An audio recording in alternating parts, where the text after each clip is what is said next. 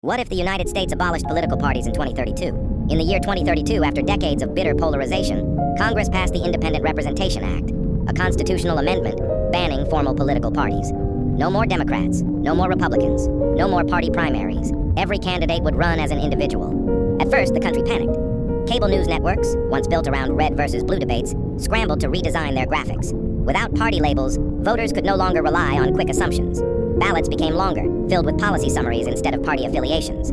The first election without parties. Campaign season felt strangely quiet. Without party machines funding massive ad campaigns, candidates relied more on town halls and digital platforms. Grassroots organizing became everything. Some former party leaders tried to build policy coalitions, but the law forbade official party structures.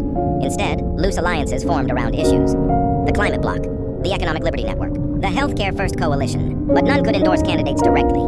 They could only publish policy scorecards. Voters had to research. For the first time in decades, high school civics teachers reported record student engagement.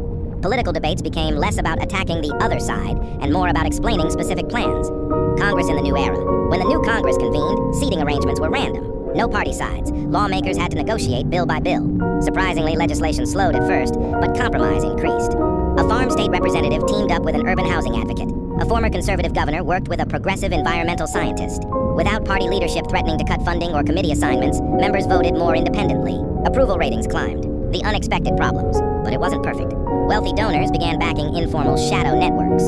Some coalitions quietly coordinated messaging without officially calling themselves parties. Critics argued that parties hadn't disappeared, they'd just gone underground. And voters sometimes felt overwhelmed. Without party cues, misinformation spread more easily. Some citizens missed the simplicity of choosing a team. The long-term shift. By 2040, something subtle had changed in American culture. Politics became less about identity and more about negotiation. Instead of saying, I'm red or I'm blue, people said, I care most about energy policy. I prioritize small business reform. My vote depends on healthcare. The country didn't become perfectly united. Disagreements still existed. Strong ones.